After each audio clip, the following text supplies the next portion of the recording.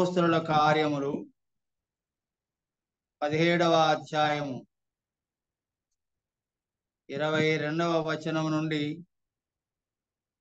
18వ అధ్యాయము 11వ వచనం వరకు చదువుకుందాం.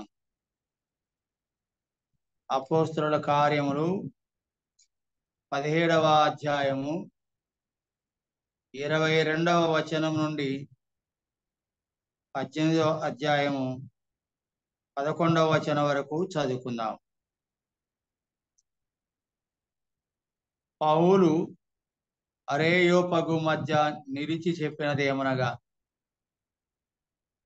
ఎథెన్సు వారులారా, మీరు సమస్త విషయములలో అతిదేవత భక్తి గలవారై ఉన్నట్టు నాకు కనబడుచున్నది.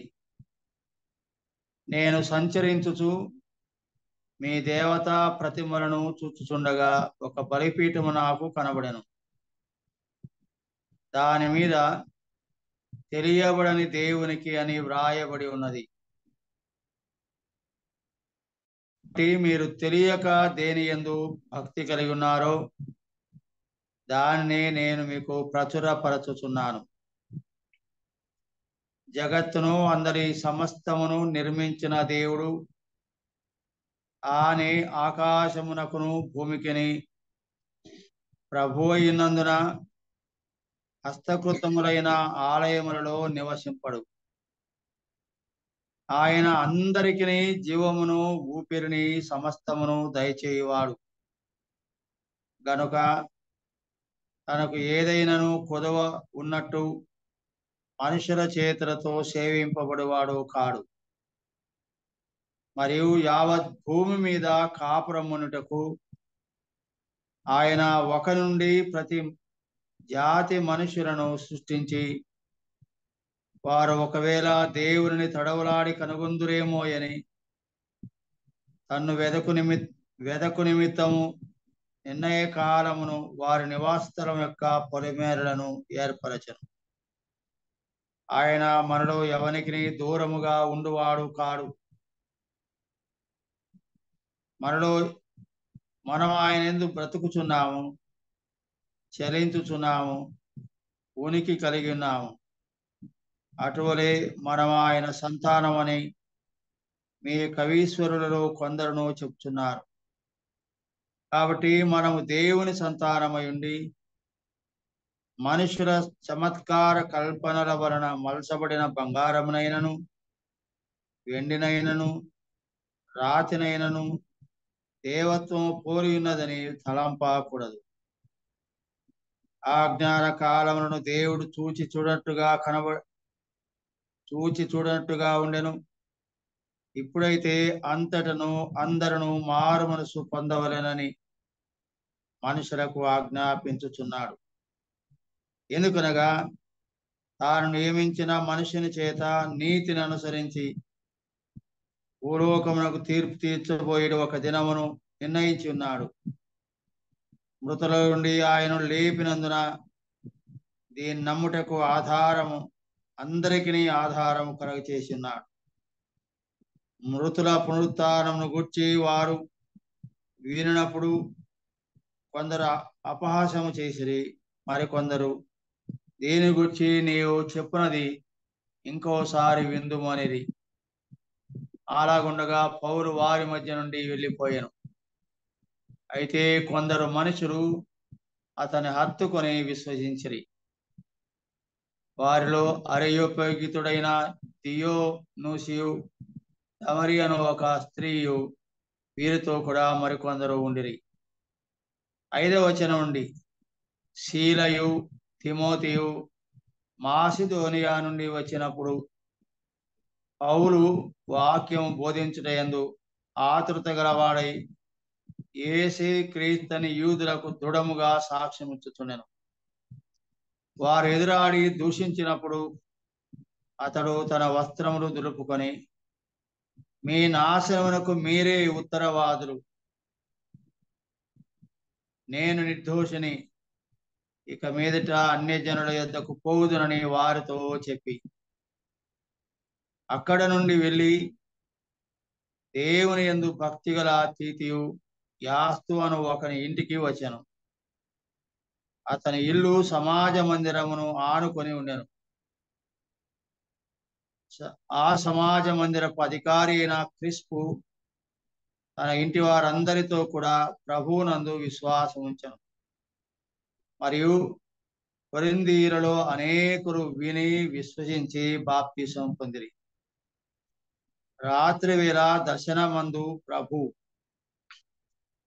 నీవు భయపడక మాట్లాడము, మౌనముగా ఉండకము, నేను నీకు తోడై ఉన్నాను, నీకు హాని చేయుటకు నీ మీదికి ఎవడు రాడు, ఈ పట్టణములో నాకు బహు జనమున్నదని పౌలుతో చెప్పగా, అతడు వారి మధ్య దేవుని వాక్యం బోధించుతూ 1 సంవత్సరం మీద 6 నెలలు అక్కడ నివసించెను. ప్రియమైన సోదర సోదరీలారా, ఈ ఉదయకాలం మనం చదువుకున్న వాక్య భాగం మరి అపోస్తుడైన పౌలు దేవుని సువార్త మరి బోధిస్తూ ఎథెన్సు అనే పట్టణానికి రావడం జరిగింది. ఎథెన్సు అనే పట్టణము విగ్రహారాధనకు చాలా ముఖ్యమైన పట్టణం. భక్తి కూడా ఆ పట్టణంలో అధికం. మనం చదువుకున్నాం కదా 22వ వచనంలో, ఎథెన్సు వారులారా, మీరు సమస్త విషయంలో అతి దేవతా భక్తి గలవారు ఉన్నట్టు నాకు కనబడుచున్నది. ఈ ఎథెన్సు వారి విషయము మరి మనం చదువుతున్నప్పుడు ఏమని వ్రాయబడిందంటే, మామూలుగా దేవతా భక్తి కాదు, అతి దేవతా భక్తి గలవారు అని మనం చూస్తున్నాం. ఎథెన్సు అనే పట్టణము క్రీడలకు చాలా ప్రసిద్ధి అయిన పట్టణం. ఒలింపిక్ గేమ్స్ అనేటివి అక్కడే ప్రారంభమైనాయి. ఈనాడు ప్రపంచ గేమ్స్ అన్నవి ఎథెన్సులోనే మరి ఆరంభమైనాయి. చాలా ప్రసిద్ధి చెందిన పట్టణము ఆటలకు లేదా క్రీడలకు. దేవతా భక్తి విషయంలో కూడా చాలా ముఖ్యమైన పట్టణం. విగ్రహములకు చాలా పుట్టినిల్లుగా మనం చూడవచ్చు. ఇలాంటి పట్టణానికి పౌలుతో కూడా మరికొంతమంది, లూకా, వీరందరూ కూడా సువార్త ప్రచురించుటకు వారు వెళ్ళడం జరుగుతుంది. 16వ వచనం చూడండి. పౌలు ఎథెన్సులో వారి కొరకు కనిపెట్టుకొని ఉండగా ఆ పట్టణము విగ్రహములతో నిండి ఉంట చూచినందున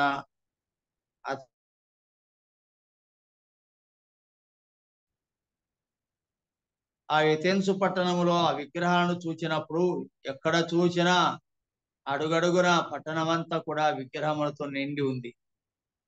నలువైపులా ఏ వైపు వెళ్ళినా సరే విగ్రహాలు కనబడతాయి.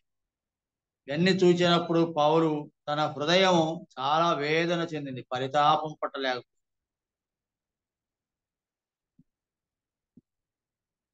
ఆ సందర్భంలో వారితో మాట్లాడిన మాట, ఎథెన్సు వారులారా, మీరు సమస్త విషయములలో అతి దేవతా భక్తి గలవారుగా ఉన్నారు. అలాగూ నాకు కనబడుతున్నారు. మరి నేను సంచరించుచు మీ దేవతా ప్రతిమలను నేను చూస్తుండగా ఒక బలిపీఠం నాకు కనబడింది. దాని మీద ఇలా వ్రాయబడింది, తెలియబడని దేవునికి అని వ్రాయబడింది. అతి దేవత వారు దేవుని యందు అచంచలమైన విశ్వాసములు కలిగి అతి దేవతా భక్తిలో వారున్నారు. కానీ వారు దేవుడు ఎవరో ఎరుగకనే ఉన్నారు. అతి భక్తి గల వారందరూ దేవుని ఎరిగినట్టు కాదు. విగ్రహములు కలిగి పూజించుచున్న వారు దేవుని ఎరిగిన వారు కాదు. తెలియబడని దేవునికి అని ఆ బలిపీఠం మీద వ్రాయబడిందట. ఆనాడేమి ఈనాడేమి దేవుడు దేవుడు అంటూనే పూజిస్తున్నవారు ఆ పూజించే తమ దేవుడు ఎవరు అని ఎరుగకనే పూజిస్తున్నారని మనం ఇక్కడ చదవగలం. ఈనాడు మన పట్టణంలో కూడా ఎక్కడ చూసినా విగ్రహాలు విలసిల్లుతూ ఉన్నాయి. మన పట్టణమే కాదు, అనేక పట్టణాలలో ఈనాడు విగ్రహాల స్థాపన, దేవాలయాల కట్టడాలు, విస్తారమైన దేవాలయాల కట్టడాలు, విగ్రహాల స్థాపన విరివిగా, చాలా గొప్ప విగ్రహాలు నిలువెత్తు అంటే మనిషి చూడ్డానికి కూడా వీలు కానంత ఆకాశాన్ని అంటున్నాయా అన్నంత గొప్ప అడుగుల కొలది, 30 అడుగులు, 40 అడుగులు, 50 అడుగులు, 60 అడుగులు. ఇంకా చూస్తే మరి భక్తి సంబంధమైన విగ్రహాలే కాకుండా, దేవుళ్ళ విగ్రహములు కాకుండా ప్రసిద్ధి చెందిన గొప్ప వ్యక్తుల యొక్క విగ్రహాలు కూడా 100 అడుగుల కొలది ఈరోజు మరి విగ్రహాల స్థాపన జరుగుతూ ఉంది. మనుషులు సామాన్యమైన మనుషులే, కానీ వారి అందించిన విశిష్ట సేవలను బట్టి గుర్తుగా, జ్ఞాపకార్థంగా ఈనాడు అనేక విగ్రహాలు కూడా విలసిల్లుతూ ఉన్నాయి ఎక్కడ చూసినా. ఇది అంతా కూడా భక్తికి తార్కాణం కాదు, భక్తికి సూచన కాదు, తెలియని భక్తి అనేది మనం గమనిస్తున్నాం. మన పట్టణంలో కూడా ఇలాంటి పరిస్థితి ఉంది. అలాంటి పరిస్థితిలో పౌలు ఆ 16వ వచనం మనం చదువుకున్నట్టు అతని ఆత్మ పరితాపం లేకపోయాను. ఆ పట్టణం విగ్రహములతో నిండి ఉండడం చూచి హృదయములో, మనసులో బాధను తట్టుకోలేకపోతున్నాడు. అయ్యో, తెలియని దేవునికి ఇలాగింత ఖరీదైన, ఎత్తైన, మరి ఘనమైన మరి విగ్రహాలు పెడుతున్నారు, స్థాపిస్తున్నారు, ఆలయాలు కడుతున్నారు. ఇదేమిటి? జీవముగల దేవుని విడిచిపెట్టి ఎరగక తెలియని దేవునికి ఇలాగూ చేస్తున్నారని ఒక దేవుని చేత పిలువబడిన వానిగా, ప్రభు యొక్క సేవకునిగా, దాసునిగా శిలువను గుర్చిన వార్త నేను ప్రకటించకపోతే నాకు శ్రమ అని పూనుకున్నవాడు, క్రీస్తు ప్రేమను లోకానికి తెలియచేయడానికి వెళ్తున్నవాడు. ఇంకో మాట కూడా మనం గమనించినట్లయితే పౌలు గురించి మాట మనం చూడండి. 31వ వచనం, తాను నియమించిన మనుషుని చేత నీతి అనుసరించి భూలోకమునకు తీర్పు తీర్చబోయేది ఒక దినమును నిర్ణయించి ఉన్నాడు. ఆ తర్వాత మృతులలో నుండి ఆయనను లేపినందున దీని నమ్ముటకు అందరికి ఆధారం కలగచేసి ఉన్నాడు. 32వ వచనం, మృతుల పునరుత్థానమును గురించి వారు వినినప్పుడు కొందరు అపహాస్యం చేసిరి, మరికొందరు దీని గూర్చి నీవు మాతో చెప్పున్నది ఇంకోసారి చెప్పుమని అన్నారు. ఇక్కడ మనం గమనించినప్పుడు అపోస్తలుడైన పౌలు ఏమని బోధిస్తున్నాడు అని మనం గమనించినప్పుడు పైన 18వ వచనం చివరి మాట చదువుకుందాం. అతడు యేసును గూర్చి పునరుత్థానమును గూర్చి ప్రకటించెను. అపోస్తలుడైన పౌలు ఏమని ప్రకటిస్తున్నాడు? యేసును గూర్చి అంటే ఆయన జీవితాన్ని గురించి, ఆయన దైవత్వమును గురించి. యేసును గూర్చి అంటే ఆయన ఎలాగు దేవుడైండి, మానవుడై, రక్తమాంసము గల శరీరం ధరించుకొని లోకరక్షకుడుగా వచ్చి లోకములో ఆయన కనబడి తను తాను కనపరుచుకొని తన మహిమల ద్వారా తను తాను మహిమపరుచుకొని తన ఆశ్చర్యముల కార్యముల ద్వారా తన యొక్క శక్తి, తన యొక్క బలం ఏంటో, తన మహిమలు ఏంటో లోకానికి కనపరిచి తాను దేవుడను, దేవుని కుమారుడను, మనిషి కుమారుడుగా లోకమునకు వచ్చాను, మానవ రక్షించడానికి వచ్చాను అని చెప్పి ఆయన చూపించిన అద్భుతాలేమి, ఆశ్చర్య కార్యములేమి, ఆయన యొక్క జీవిత విధానం ఏమిటి, ఆయన గొప్పతనం ఏంటో వివరిస్తున్నాడు యేసును గురించి అని. తర్వాత ఆయన పునరుత్థానమును గురించి అనే మాటకు ముందుగా యేసును గురించి అనే మాటలు ఆయన మరణమును గురించి కూడా అని దాని భావం. చివరికి యేసు ప్రభు యొక్క మరణం ఎందుకు పొందాడో, ఆయన ఎలాగూ పరిశుద్ధుడో, పాపము లేనివాడో, పాపరహితుడో, పవిత్రుడో అది వివరించి ఆ మీదట పరిశుద్ధుడైన ప్రభు పాపము లేనివాడు, పాపము ఎరగనివాడు, పాపము చేయని క్రీస్తు ప్రభు ఎలాగో పాపాత్మల కొరకై తన ప్రాణమును బలిగా పెట్టాడో ఆ బలిని గురించి, శిలవ యాగమును గురించి, శిలవలో క్రీస్తు యేసు చనిపోయిన విషయాన్ని గురించి వివరిస్తూ, ఆ తర్వాత యేసు ప్రభు చనిపోయి కూడా సమాధి చేయబడి తిరగా యేసు ప్రభు మూఢం లేచినాడు అనే పునరుత్థానం గురించి చెప్తున్నాడు. అక్కడ 18 వచ్చిన చివరి మాట, అతడు యేసును గుర్చి పునరుత్థానమును గుర్చి ప్రకటించాను గనక అనే మాట చూస్తాం. 32వ వచనంలో మృతుల పునరుత్థానమును గుర్చి వారు వినినప్పుడు అనే మాట. మృతుల పునరుత్థానమును గుర్చి వారు విన్నారు అంటే మృతుల పునరుత్థానమును గురించి సవివరంగా తెలియచేశాడు ఈ యొక్క పౌలు. కొందరు అయితే దాన్ని అపహసించినారు, కొందరైతే దాన్ని మరలా విందుము అని అన్నారు, మరలా విందుము అని కూడా అన్నారు. అంతేకాదు వారు క్రొత్త బోధ బోధిస్తున్నాడు ఇతను, మనం ఎన్నడూ కూడా ఇటువంటి బోధన వినలేదు ఇంత మునుపు. మనం చూడండి 19వ వచనం చివరి మాట, నీవు చేయుచున్న ఈ నూతన బోధ ఎట్టిదో మేము తెలుసుకునవచ్చునా? కొన్ని క్రొత్త సంగతులని మా చెవులకు వినిపించుచున్నావు గనక వీటి భావం ఏమి మేము తెలుసుకొని కోరుచున్నాము అని అన్నారు. మృతుల పునరుత్థానం గురించి తాను వివరిస్తున్నప్పుడు విన్నవారు, మాకు కొత్తగా ఉంది, ఇది ఎన్నడూ వినలేదు మేము, ఇది క్రొత్త బోధగా ఉంది, క్రొత్త సంగతులు మాకు చెవులకు వినపడుతున్నాయి, మేము మరింత వివరముగా తెలుసుకొని కోరుచున్నాము అని అన్నప్పుడు పౌలు మరింత విశదముగా వారికి తెలియచేసినప్పుడు ఇంకా ఇంకా కూడా మేము వినాలి అని కొందరు కోరుకున్నట్టుగా మరి మనం గమనిస్తున్నాం. 34వ వచనం, అయితే కొందరు మనుషులు అతని హత్తుకొని విశ్వసించిరి అనే మాట చూస్తున్నాం. మృతుల పునరుత్థానం గురించి వివరముగా విశదముగా మనసుకు పట్టేట్టుగా హృదయానికి అర్థమయ్యేట్టుగా వివరించినప్పుడు శక్తివంతమైన ఆ పునరుత్థానపు సువార్తను చెప్పినప్పుడు కొందరు నమ్మి హత్తుకొనిరి అనే మాట మనం చూస్తున్నాం. పునరుత్థానమును గురించి మనం తప్పకుండా సువార్తలో ప్రకటించవలసి ఉన్నాం.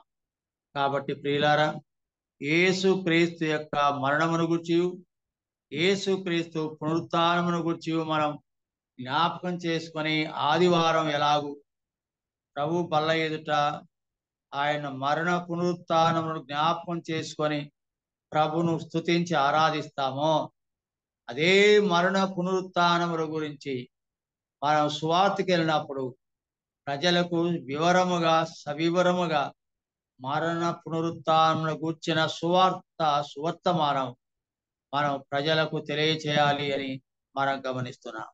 తర్వాత చూడండి 23వ వచనం, మీరు తెలియబడని దేవునికి అని వ్రాయబడినది గనక మీరు తెలియక దేవుని యందు భక్తి కలిగి ఉన్నారో దానిని నేను మీకు ప్రచురపరచుచున్నాను.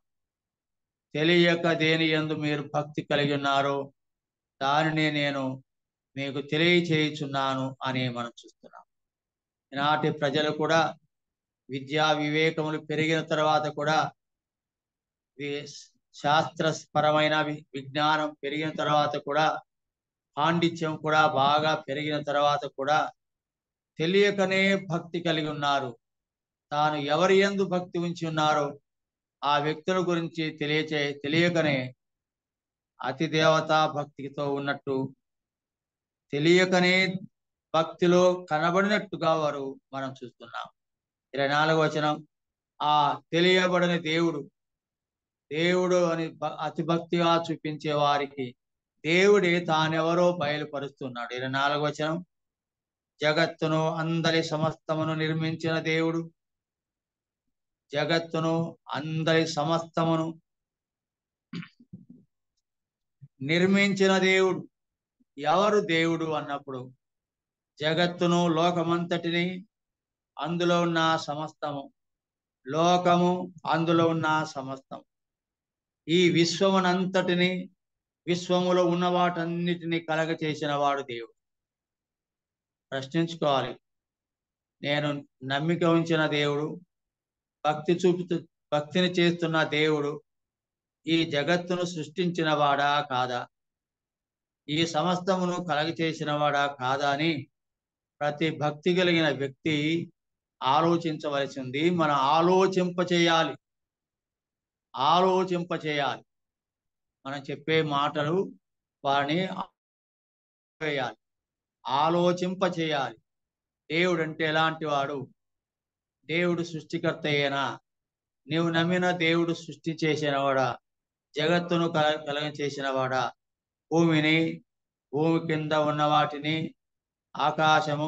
ఆకాశములో ఉన్న వాటిని, సముద్రములో ఉన్న వాటిని, వీటన్నిటినీ కలగ చేసిన వాడుగా నువ్వు నమ్మిన దేవుడు అని వారిని ఆలోచింపచేయాలి. ఆలోచించకనే వారు చేస్తున్నారు. తర్వాత ఏమంటాడు చూడండి, జగత్తును అందరి సమస్తం నిర్మించిన దేవుడు తానే ఆకాశమునకును భూమికిని ప్రభు అయినందున. దేవుడు ఎలాంటి వాడు? ఆకాశానికి, భూమికి, రెండిటికి, కింద పైన యావత్తు ఆయన ప్రభు అయినాడు. ప్రభువేనా నీవు ఆరాధించే దేవుడు, పూజించే దేవుడు అని వారిని ఆలోచింపచేయాలి. అని అంటూ ఏమన్నాడు? హస్తకృత ఆయనములు ఆయన నివసించడు అనే మాట మనం చూస్తున్నాం. ఆయన మనుషుల చేత కట్టబడిన ఆలయాల్లో నివసించువాడు కాడు అని ఆలోచింపచేయాల. వారు ఖండించకూడదు, గద్దించకూడదు, తప్పు పట్టకూడదు, ఆలోచింపచేయాలి. నిజమేనా ఇది అని ఆలోచించాలి. కాబట్టి మన సువార్త చెప్పేటప్పుడు ఆ భక్తిని చేసేవారు ఆలోచించదగట్టుగా వారి ఈ మాటలను విషదపరచి, మనం దేవుడు అంటే జగత్తును అందరి సమస్తమును సృష్టించిన వాడు అని ఒక మాట మనం చెప్పాలి. జగత్తును అందరి సమస్తమును నిర్మించిన వాడు దేవుడు అంటే నిర్మించువాడు, ఆయన కలగ చేసేవాడు, నిర్మించిన వాడు, సృష్టికర్త దేవుడు. ఆయనే ఈ సమస్త భూమికి కానీ పైనున్న ఆకాశానికి కానీ ఆయనే ప్రభు అంటే పాలించువాడు. ఈ సమస్త సృష్టిని పాలించేవాడు, పాలకుడు. అతనే దేవుడు, మరొకరు కాదు. నీవు పూజించే దేవుడు, ఆరాధించే దేవుడు సమస్తమును ఏలేటువంటి ప్రభు అయినాడా లేదా? మీరే ఆలోచించండి, మీరే ఆ విషయమై ఆలోచించండి అని వారిని ఆలోచింప చేయవలను అని మనం గమనించాలి. 26వ వచనం లేదా 25వ వచనం, ఆయన అందరికీ జీవమును, ఊపిరిని, సమస్తము దయచేవాడు. ఇంకా దైవ లక్షణం ఏంటి? ఆయన అందరికీ ఊపిరిని, మనకు జీవం ఇచ్చిన వాడు. మట్టితో చేసి మానవుని నాసికారంధ్రముల ద్వారా మనకు ఊపిరిని పోసిన వాడు. దాన్ని జీవము అని అంటారు. ఊపిరిని పోశాడు, జీవమును పోసినాడు. జీవమును పోశాడు కనుక మనం జీవిస్తూ ఉన్నాం. మనం జీవింప చేస్తున్నాడంటే అర్థం మనకు జీవము ఇచ్చినాడని అర్థం. జీవమును, ఊపిరిని మనకిచ్చిన వాడుగా దేవుడిని మనం వివరించవలసింది. తర్వాత చూడండి, ఊపిరిని, జీవమును, ఊపిరిని, సమస్తమును దయచేవాడు గనుక తనకు ఏదైనా కుదవన్నట్టు మనుషుల చేతులతో సేవింపబడేవాడు కాడు. దేవునికి ఏది కుదవలేదు, ఆయన కుదవలేని వాడు. ఆయన సమస్తం సృష్టించిన వాడు, మనకు సమస్తం ఇచ్చిన వాడు, జీవమును, ఊపిరిని, సమస్తమును మనకు అనుగ్రహించిన వాడు. ఆయనకి ఏది కుదవలేదు, కుదవలేని దేవుడు ఆయన. ఈ భూమి నాది అన్నాడు, సముద్రం నాది అన్నాడు, ఆకాశము నాది అన్నాడు, అందులో ఉన్న సమస్తం నాది అన్నాడు. నేను లేకుండా ఏది మీకు కలగలేదు అన్నాడు. కలిగినవన్నీ కూడా నా వలనే కలిగినవి, నా నుండియే కలిగినవి, నా ద్వారా కలిగినవి, నా నిమిత్తం కలిగినవి అని దేవుడు అంటాడు. కాబట్టి ప్రియులారా, మనం పొందినవన్నీ కూడా దేవుని వలనే పొందినాము. ఆయన లేకుండా ఏది మనం పొందలేదు. కలిగిన యావత్తు సమస్తం ఆయన ద్వారానే పొందినాము. కనుక ఆయనకు కొదవ ఏంటి?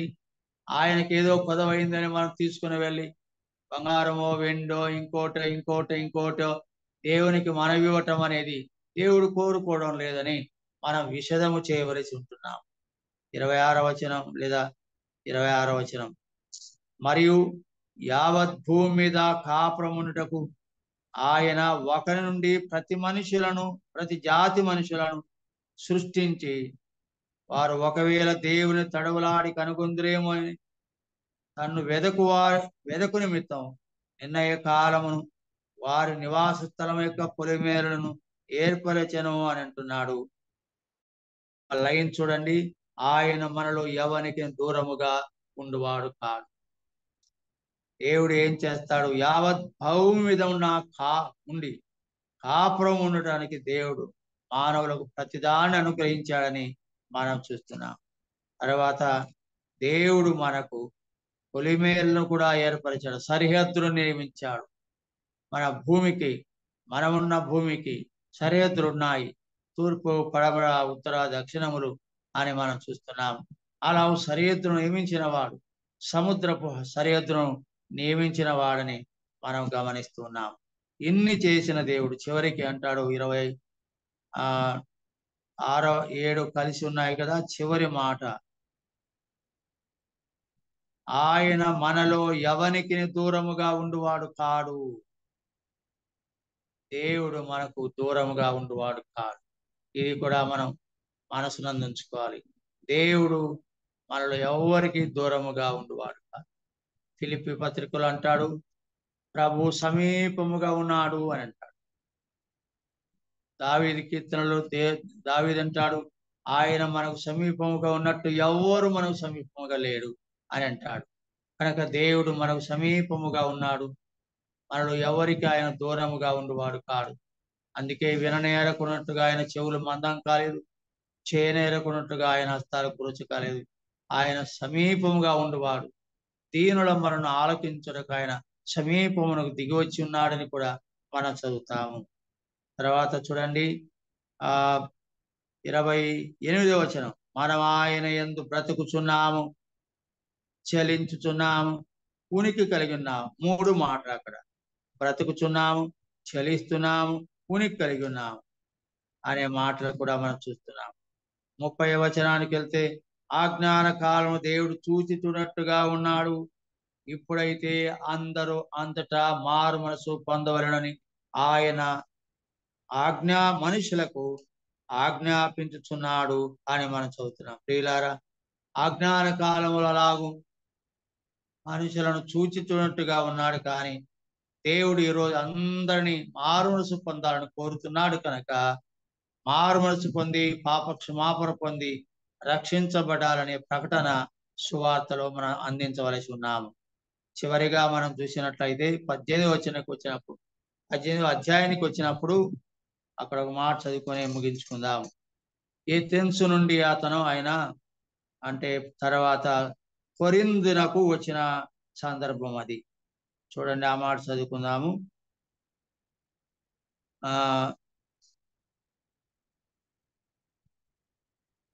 అదే 9వ వచనం చదువుకుందాం, లేదా 7వ వచనం నుండి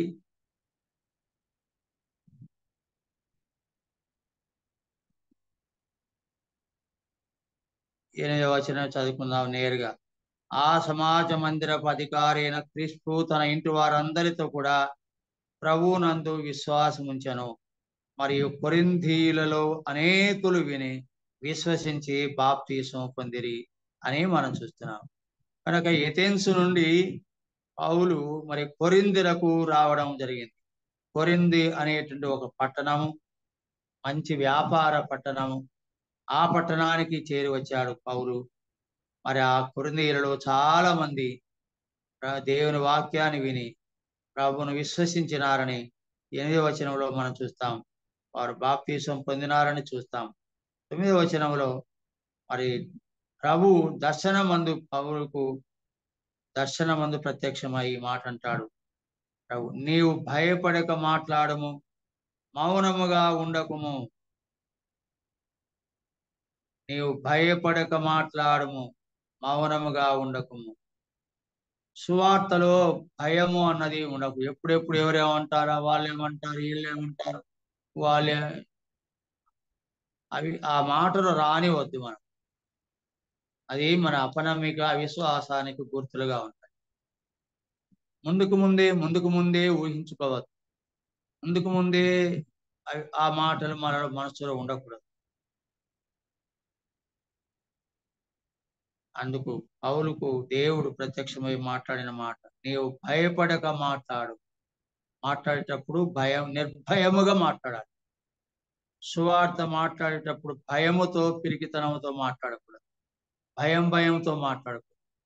నిర్భయముగా, ధైర్యముతో దేవుని వాక్యం అందించాలి.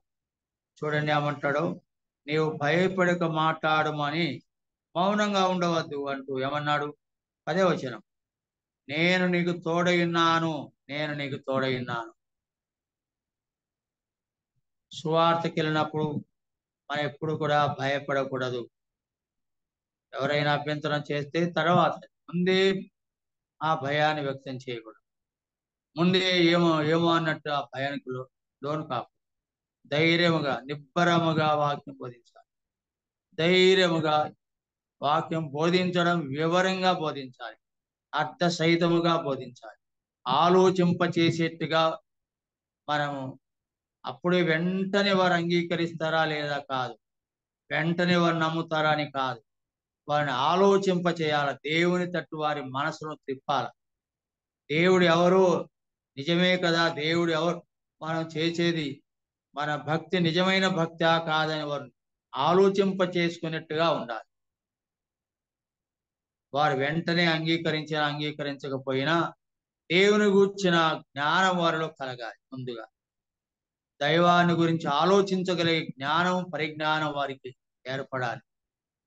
అజ్ఞాన కాలంలో ఇది ఎరగక వారు దేవుడు ఎవరు, ఎలాంటి వాడు దేవుడు అని ఎరగకనే వారు భక్తితో పూజించేవారు. కానీ ఈ కాలం అందు అలా ఉండటానికి వీలు కాదు. మారు మనసు పొంది రక్షించబడేట్టుగా వాక్యాన్ని అందించాలి. 10వ వచనంలో వాగ్దానం, నేను నీకు తోడైన్నాను, నీకు హాని చేయుటకు నీ మీదికి ఎవడును రాడు. హాని చేయుటకు నీ మీదికి ఎవడు రాడు. చెప్పొద్దు ఎవరన్నా ఒక మాట అంటే దానివల్ల మనకు కలిగే హాని ఏమి లేదు. వెళ్ళిపోండి అంటే దానివల్ల మనకు కలిగే హాని లేదు. ఆ విషయాలే ప్రస్తావన అవసరం లేదు. ఒకవేళ అభ్యంతరం వచ్చి ఆగి వద్దంటే నెమ్మదిగా అవతలికి. ఇక్కడ పౌలు కూడా ఏథెన్సులో బోధించాడు, అక్కడ కూడా వ్యతిరేకత వచ్చింది. ఇప్పుడు అక్కడ నుంచి ఇంకో చోటికి వచ్చాడు, కొరింథులకు వచ్చాడు. కొరింథులో కొంతమంది నమ్మినారు. మనం చదువుకున్నాం కదా, అక్కడ కొరింథులు అనేకులు విశ్వసించి బాప్తీసం పొందినారు. ఈ ఊరు కాకపోతే ఇంకొక ఊరు, ఈ వీధి కాకపోతే ఇంకొక వీధి, అలా వెళ్ళి మన సువార్త చెప్పవలసింది. భయపడకూడదు, అధైర్యపడకూడదు, నిబ్బరముగా వాక్యం చెప్పాలి. దేవుని గురించిన జ్ఞానమును వారికి బోధించాలి, ఆలోచింపచేసేట్టుగా చేయాలి. అప్పుడు వారు దేవుడు అంటే ఎవరో తెలుసుకొని నమ్మడానికి వీలుగా మనం ప్రకటించాలి. 10వ వచనంలో వాగ్దానం తీసుకోవాలి, నేను నీకు తోడైనాను, నీకు హాని చేయడానికి నీ మీదకి ఎవడు రాడు అంటూ మరొక గొప్ప మాట అక్కడ ఉంది చూడండి. ఈ పట్టణములో నాకు బహుజనం ఉన్నదని పౌలుతో చెప్పగా, ఈ పట్టణములో నాకు బహు జనం ఉన్నది. ఈ పట్టణం అంటే కొరింథీ పట్టణం ఆనాడు. ఈ రోజు మనముండే పట్టణం పులివెందుల పట్టణం. ఈ పట్టణములో దేవుని ప్రజలు అనేక మంది ఉన్నారు. ఈ పట్టణంలో గొప్ప జనము, బహుజనం ఉన్నది అని అన్నాడు. పులివెందుల పట్టణంలో కూడా ఆయన జనమైన వారు బహుగా ఉన్నారు. మనం సువార్త ద్వారా ఆత్మలను సంపాదించవలసిన వారికి ఉన్నాము. ప్రభు కొరకై జనములను సమకూర్చవలసిన వారికి ఉన్నాము. జనములను సంపాదించవలసిన వారికి ఉన్నాము. కాబట్టి ప్రియులారా, పులివెందుల పట్టణము క్రైస్తవ పట్టణం కావాలి. పులివెందుల పట్టణం కొరింథీ పట్టణం లాగా అనేకులు నమ్మి బాప్తీసం పొందువారై ఉండాలి. నేను నీకు తోడు ఉంటాను, భయపడకము, నిబ్బరముగా బోధించు అనే మాట తీసుకొని సువార్త ప్రకటిస్తాము. ప్రభు ఈ మాటలు దీవించును గాక. ప్రేరేపించిన సోదరు